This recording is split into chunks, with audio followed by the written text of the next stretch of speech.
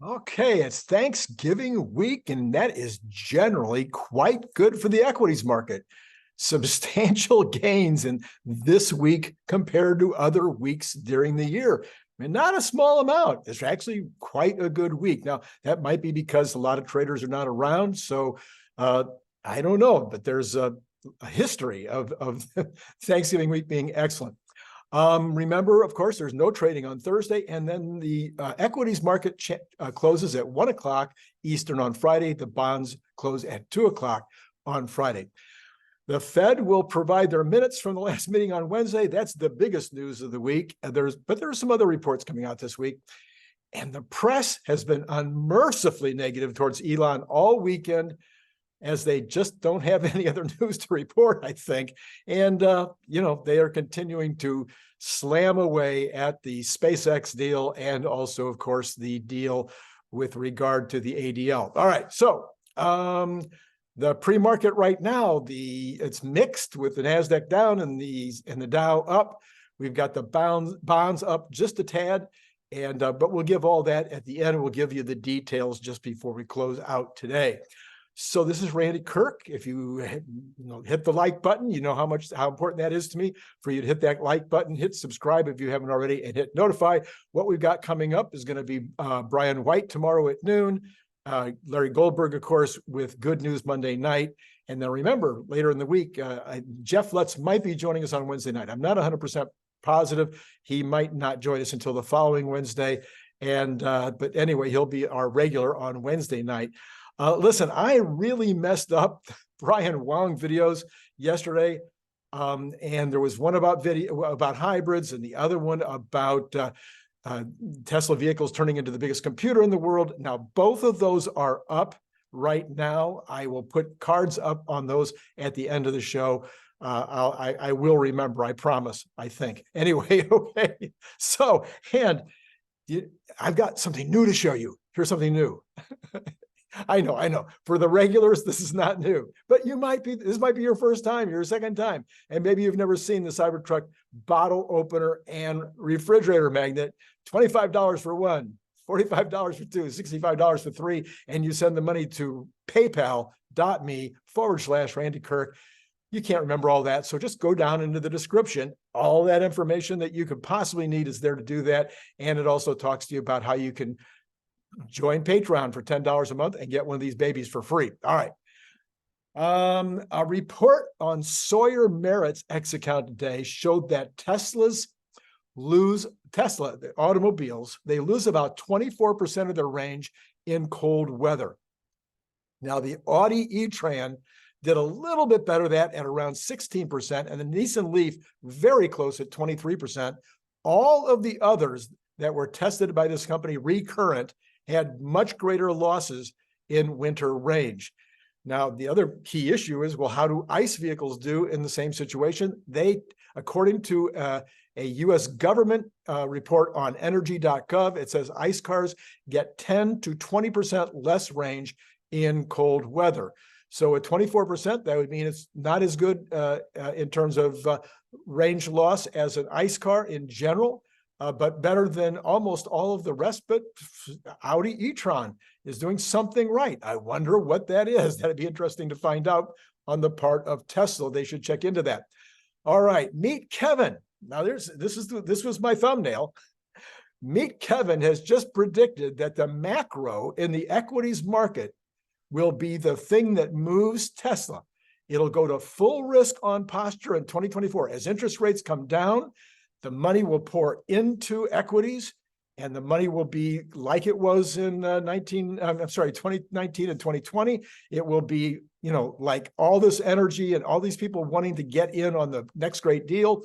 And he believes that's going to drive Tesla to $1,000 a share within the next 12 months based on auto sales alone. All right. Now, I don't know whether he misspoke. Maybe he means current, like auto sales and energy. That's how I'm looking at some of my estimations. But he is kind of in my camp here, where I'm saying that the all-time high 2 years ago this month, 2 years ago, it was exactly 2 years ago that we hit the all-time high. We have twice the sales and twice the profits now as we did 2 years ago. So if the market, if the macro was as risk on today as it was then, we would have Tesla at twice all-time highs right now. And so, but my prediction for next year is only to hit about 700 for the 12 months, assuming cars and energy only, not taking into consideration anything for full self-driving being solved, for robotaxis, or for Optimus, or something else that might break out. Like, for instance, maybe they open 2 or 3 new factories to make megapacks. So all kinds of things could happen. I'm figuring 700 for next year just based on cars and energy. And now Kevin, by the way, I'm not a big fan of Kevin's. I just thought, but he's got a pretty huge following, and he's way richer than me. Anyway, so, but anyway, that's his estimate, $1,000 next year. All right, Troy Teslite ran a poll today, and he is his estimate for this year is that Tesla will make the 1.8 million cars that they predicted they would make. He says it's going to be a very close race. That's according to his numbers. Now, so the poll was, did people believe that we would hit the 1.8 or that we wouldn't? And 63% of the people that answered that poll believe that Tesla will hit the 1.8 million number. I am in that camp, but I'm agreeing with Troy at this point. It's going to be close, but I think they will pass it. So that's where we are right now. Okay, what's coming up this week? All right. On Monday, which I won't be able to report until Monday night with Larry, the U.S. leading economic indicators, the street is believing those are going to come in flat, which is down 0.7%. And then we've got, that's it for Monday, except for Richmond Fed President Tom Barkin on a TV appearance. Those are always potentially a problem. Anyway, then on Tuesday, which we won't be able to report until Tuesday night because it comes out later, the existing home sales report will come out. And the street is believing that'll be down 1.5 compared to last month, down 2.0%. And then later that afternoon, the minutes of the Fed's October 31 to November 1 FOMC meeting. And I'm not expecting any news out of that. There's been so many Fed presidents and governors and whatever their titles are out last week, speaking all over the place. So I don't think there'll be any news coming out on Wednesday out of this. And of course, it's a holiday weekend, a short Friday, et cetera, et cetera. So I'm not really expecting much to come out of that. All right, then we've got on Wednesday, we've got initial jobless claim. I'm sorry, on Friday rather. Wait, I'm sorry, that was Tuesday. So Wednesday, a day early, we've got initial jobless claims. And the street is believing that will be down a tad from last week. It was, if you remember, quite high at 231. They're thinking it comes back down to 229.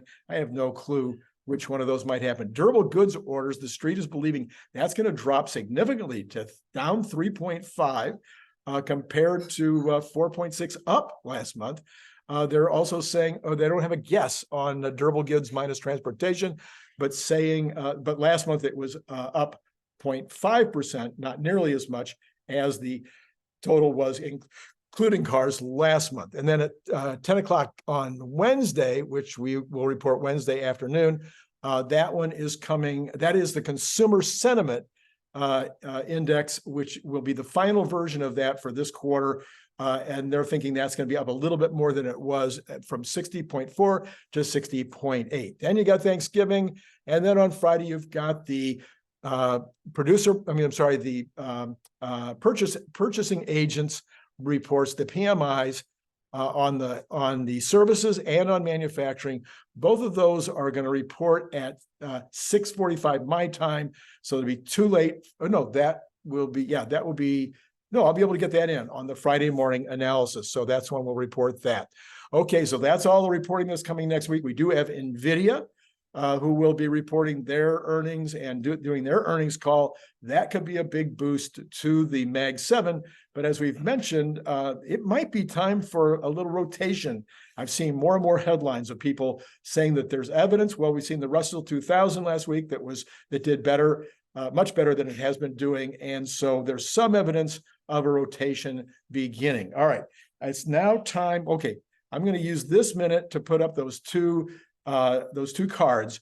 One for the Brian video that was talking about the using Tesla's, the computers that you have in your car, if you own a Tesla, using that car as an inference chip that would be part of a giant, massive computer where Tesla would gather, would use all of them, the distributed compute to make the largest computer in the world. Very interesting video. If you didn't see it, I'll put that one up. And then we also have a video on hybrids and what's happening right now with this big switch by all the legacy cars into hybrids. And is that a lasting potential issue? Will they be successful? How that's going to work out? So both of those cards are up above. All right, now let's look at the market as we go into the new week.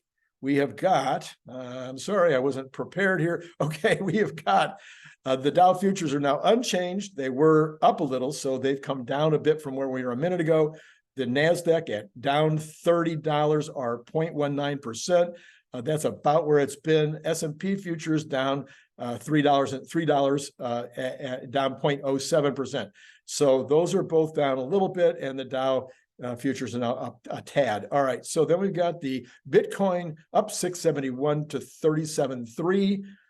If you follow that, the dollar was falling last week. I would expect if the bonds continue down, the dollar is going to continue to be a little bit soft. So where it goes from here, a little hard to call, but probably we'll see softness.